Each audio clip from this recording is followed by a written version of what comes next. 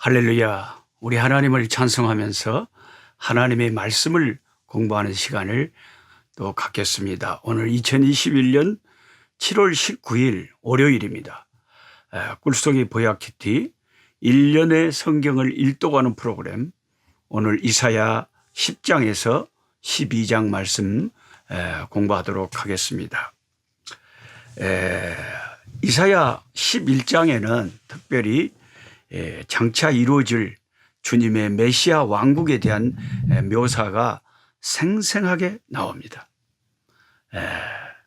저는 오늘 이 말씀을 촬영한 오늘 주일이잖아요. 오늘 주일날 제가 예배를 설린교회라고 부산에 있는 개척교회 같은 작은 교회에서 또 예배를 드렸습니다. 이 개척교회 설린교회는 저희의 제자인 신익은 목사님께서 개척해서 섬기고 있는 교회인데, 신익은 목사님을 제가 뵐 때마다 너무 제가 마음에 보람이 있고 기쁘고 하나님께 감사하고 영광을 돌리고 싶은 게, 이 이근희 형제가 부산대학 다닐 때 그때까지 교회를 안 다니고 예수를 몰랐어요. 그래서 세상에 참 허망하고 그래 굉장히 우울한 생각을 가지고 젊은 시절이 있었는데, 그때 제가 개최가 된 푸른교회라는 교회에 나오던 청년이 부산대학 학생이었는데, 그 청년이 이 이근희 형제를 전도한 거예요. 우리 교회 한 번만 가보자. 그래가지고 기어코 강제를 해서 우리 교회를 처음, 그 개척교회를 이근희 형제가 부산대학교 다니면서 처음 교회를 나왔습니다. 근데 하나님께서 우리 형제의 마음을 성령으로 움직이시고 마음을 여서서 말씀의 은혜 받게 하시고, 그리고 이제 그때부터 신앙생활을 하기 시작해가지고 나중에 군대 갔다 오고 대학 졸업하고, 그 당시에 그 부산대학 상대를 졸업하면, 경영대학을 졸업하면 부산은행 같은 데서 많이 스카우트 제의가 왔다고 합니다. 근데 그 세상적으로 좋은 것을 다 마다하고 신학을 해가지고 목사님이 되셨어요. 그리고 그 어렵게 교회를 개척해서 고생하고 수고를 많이 하십니다. 그래서 이런 훌륭한 우리 목사님이 참 제자 가운데 있다는 것이 너무 감사하죠. 참 이 부족한 죄인을 통해서 상당히 많은 사람들이 목사님이 되신 것이 너무 감사할 따름입니다. 하나님 앞에 그렇게 통로로 쓰임받았다는 것이 너무 감사합니다. 그리고 혹시 서울에 민영이라고 고등학교 1학년 우리 여고생이 같이 이 성경 공부를 혹시 하고 있다면, 우리 민영이 자매한테 하고 싶은 말은, 민영아, 참 내가 노록수 선교사가 기도하고 있으니까 이제 좀 꿈을 가지고, 하나님의 영광을 위한 꿈을 가지고 열심히 공부해서 공부에 좀 시간을 많이 투자하고 집중해서 우리 후배가 됐으면 좋겠다. 그래서 부모님들이 염려를 많이 하면서 자녀들을 위해서 많이 기도하니까 저도 부모의 마음으로 그렇게 기도가 됩니다. 근데 우리 신익은 목사님의 또 따님이 헝가리에서 그 힘든 공부를 해냈어요. 의과대학 공부를 해갖고 헝가리 그 의과대학을 졸업을 하고 의사 면허증을 가지고 돌아왔습니다. 근데 그게 옛날에 텔레비전에도 나왔지만은 대부분 학생들이 다 포기하는, 너무나 졸업하기가 힘든 그런 의과대학이라고 합니다. 근데 한국에서 개척교회 한다고 참 고생하는 주의 종의 가정의 따님에게 하나님이 그런 의지와 열심과 담대함과 끈질긴 인내를 줘서 하나님의 은혜로 그를 졸업할 수 있게 된 것. 야, 하나님은 주님의 교회를 위해서 충성하고 헌신하면 또 그 자녀들 다른 것들을 다 책임져 주시고 인도해 주는 것을 보게 됩니다. 이사야 11장 6절에서 10절을 읽어보면 그때의 이리가 어린 양과 함께 살며 표범이 어린 염소와 함께 누우며 송아지와 어린 사자와 살찐 짐승이 함께 있어 어린 아이에게 끌리며 암소와 곰이 함께 먹으며 그것들의 새끼가 함께 엎드리며 사자가 소처럼 풀을 먹을 것이며 젖먹는 아이가 독사의 구멍에 장난하며 젖된 어린아이가 독사의 굴에 손을 넣을 것이라. 내 거룩한 산 모든 곳에서 해됨도 없고 상함도 없을 것이니 이는 물이 바다를 덮음같이 여호와를 아는 지식이 세상에 충만할 것임이니라. 그날에 이새의 뿌리에서 한 싹이 나서 만민의 기치로 설 것이요 열방이 그에게로 돌아오리니 그가 거한 곳이 영화로우리라. 아멘.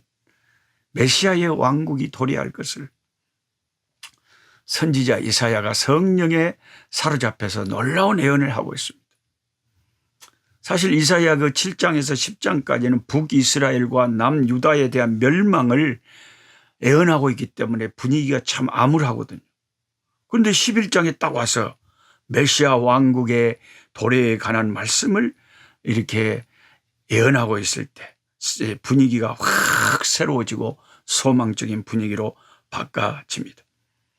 이사야 선지자가 예언하는 메시아 왕국이 되면 어떤 일이 벌어지느냐. 제일 먼저는 평화가 임한다는 것입니다. 평화의 나라가 된다. 예? 메시아 왕국이 도래하면 모든 피조물들이 더불어 사는 평화로운 세상이 된다는 것입니다. 그때는 사자가 소처럼 풀을 먹으면서 육식동물이 초식동물이 돼버리고요.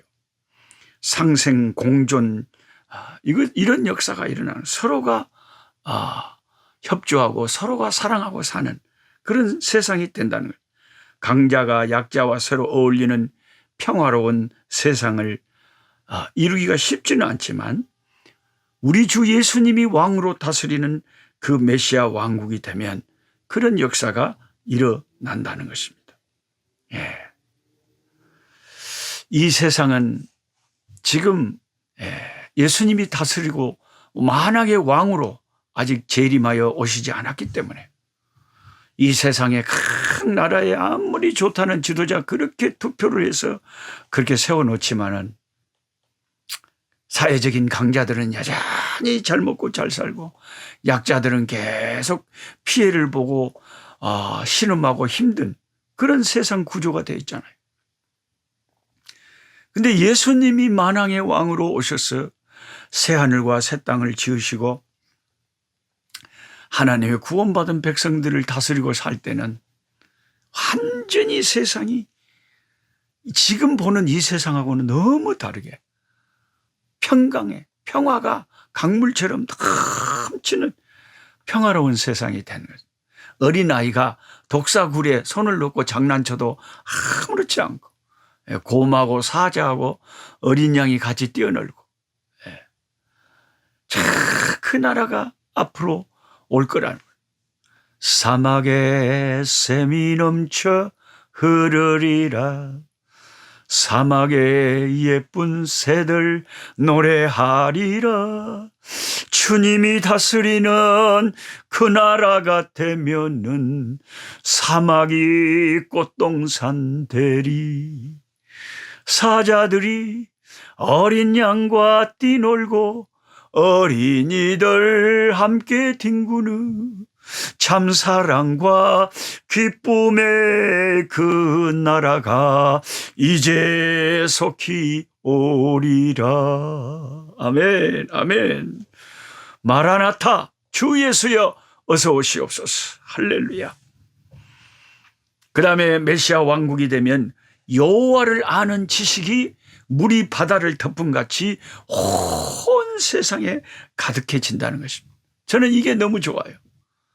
지금 우리가 예배당 밖에만 나가면 하나님을 모르는 인간들 때문에 하나님을 모를 뿐만 아니라 다른 우상을 그냥 엄란하게 섬기는 불교도들 막 우상 숭배자들 이단주의자들 이런 사람들이 막 세상에 살고 있기 때문에 또 교회 욕하는 사람들 하나님 욕하는 사람들 이런 사람들이 판을 이루고 살고 있기 때문에 예수 믿는 우리가 이 세상에 살기가 얼마나 힘듭니까? 그런데 메시아 왕국이 오면 예수님이 만왕의 왕으로 오셔서 우리를 다스리면 모든 사람이 다 하나님을 경외하고 예수님을 기뻐하고 섬기니까 얼마나 참 기가 막힌 우리의 참 이상적인 아이디어란 세상이 오겠습니까? 그날이 너무나 소망이 됩니다. 그 다음에 주님 메시아가 다스리는 그 왕국이 도래하면 무슨 일이 벌어지냐? 남은 자가 회복된다. 남은 자가 회복된다는 것은 유대인들 중에 참 하나님을 알지 못하고 예수님을 구주로 알지 못하는 자들도 많고요. 세상에 아직도 구원받아야 될 주님의 남은 자들이 많이 있잖아요. 그런데 주님의 왕국이 오면 그 모든 것이 회복이 된다는 것입니다. 실제로 이스라엘이란 나라가 1948년에 다시 회복이 됐는데 바벨론에 의해서 유다가 멸망한 지 2600년 만이었고 로마에 의해서 예루살렘 폐허가 된 지 약 1900년 만에 기적적으로 이스라엘이란 나라가 세상에 다시 회복이 됩니다. 유대인들의 고토 회복은 예수님의 재림이 가까이 왔다는 그런 징조이고 이제 유대인들의 신앙 회복, 유대인들이 예수께로 회심하고 돌아오는 유대인들이 많아진다. 이것은 이 세상 인류 역사가 종말이 끝이 다가왔다는 것이고 우리 주님이 공중에 구름 타고 다시 오실 날이 가까워 왔다는 징조가 되는 것이죠. 그리고 메시아 왕국이 임하면은 어떻게 되느냐? 최종적으로 우리 주님께서 승리자로 오실 뿐만 아니라 이 기독교, 이 예수 믿는 이 도리가 최종적인 승리를 선포하게 됩니다. 이 세상에는 지금 기독교 말고도 수많은 다른 종교들이 있습니다. 그리고 기독교 안에도 수많은 이단 종파들이 암세포처럼 퍼져 있습니다. 예수님이 오시면 누가 진실로 알곡인지, 누가 진실로 우리 주님이 택한 백성들인지, 누가 참 예수님의 신부인지, 누가 참 거듭난 하나님의 백성들인지가 다 드러나게 됩니다. 우리의 은밀한 행위가 그냥 벗은 자처럼 다 드러나서 아무도 하나님 앞에 아무것도 숨길 수가 없어요. 다 은밀한 것이 선악간에 다 드러나게 됩니다. 어떤 사람들은 이를 갈고 슬피 울면서 예수님께서 내가 너를 도무지 모르노라 부인하면 자기들이 제일 잘 믿는 줄 알았던 이런 이단의 무리들이 얼마나 낙심하고 슬피 울고 이를 갈겠습니까? 나는 그런 사람들 생각하면 제일 불쌍해요. 이단에 빠진 사람들이 제일 불쌍해. 차라리 안 믿었던 사람이 심판받는 것은 내가 안 믿었기 때문에 심판받는가 보다 그렇게나 되지만 내가 열심히 하나님을 위해서 이게 진리인 줄 알고 쫓아가는데 나중에 보니까 그게 진리가 아니고요. 하나님의 참된 진리를 거스리는 아주 악한 이단의 죄였다. 이단의 무리에 내가 동참을 해서 하나님의 나라를 오히려 방해하고 참된 교회를 방해하고 사람들의 영혼이 구원받는 일을 내가 방해하는 짓을 했구나. 이것이 만천하에 드러나게 되면 그 사람들이 얼마나 기가 막히겠냐 말이에요. 자기 인생과 청춘을 바쳐서 헌신한다고 했는데 그게 다 쓸데없는 잘못된 하나님의 원수 노릇을, 복음의 원수 노릇을 하는 이단들이 오늘날 너무 많다는 것입니다. 그래서 이제 이 세상의 소망이라는 것은 시간이 지나면 꽃처럼 시들어 버리잖아요. 그런데 우리 메시아 대신 우리 주 예수 그리스도가 정말 우리를 다스린 참된 왕으로 오셔서 저 예루살렘 보좌에 자정하시고 새 하늘과 새 땅을 지으시고 구원받은 백성들을 다스리고 천년 왕국 동안 사실 때, 그리고 그 후에도 우리 주님이 다스리는 무궁세월이 계속되지만 천년 왕국을 믿지 않고 무천년설을 믿고 그렇게 믿는 목사님들도 많이 계십니다. 그런데 우리가 미래에 이르기 때문에 정말 천년 왕국이란 게 있는지 아니면 무천년주의설을 믿는 목사님들처럼 정말 그게 상징적인 숫자일 뿐인지 그건 알 수가 없어요. 하여튼 이렇든 저렇든 예수님이 만왕의 왕이 되셔서 우리를 다스리고 우리를 영원히 다스리는 만왕의 왕으로 오신다는 것은 틀림없는 사실이고 누구나 다 인정하는 사실이기 때문에 주님이 다스리는 그 나라가 오기를 우리는 소망하며 오늘도 살아가야 되는 것입니다. 할렐루야. 우리 아버지 하나님 너무나 감사합니다. 주님이 다스리는 그 나라가 되면은 사막에 꽃이 피고 아버지 세상의 모든 부조리한 죄악된 그 어두운 것들, 폭력들, 전쟁의 역사들, 아버지 강자가 약자를 짓누르는 이 모든 것이 사라지고 그야말로 평강이 강물처럼 흐르는 아름다운 아버지 도무지 우리 인류가 한 번도 맛보지 못했던 과연 예수님이 다스리는 세계가 이런 놀라운 평강의 세계구나 하는 것을 모든 사람이 아버지 실감하면서 우리 주님께 영광과 존귀와 감사를 돌리는 찬송을 돌리는 그날이 임할 줄 저희들은 소망하며 기다립니다. 마라나타 주 예수여 어서 오시옵소서. 구름 타고 다시 오마 약속하신 주님을 기다립니다. 이 제약된 세상을 다 심판의 불로 태워버리시고 새하늘과 새 땅을 지으시고 우리를 만물을 새롭게 하시고 우리를 새롭게 하셔서 우리 하나님만 섬기고 영광 돌릴 수 있는 새로운 세상이 오도록 주님 임하여 주시옵소서. 그 소망을 가지고 오늘도 살아갑니다. 우리 구주 예수님의 이름으로 기도하옵나이다. 아멘. 아멘. 할렐루야. 약한 자 힘겨시고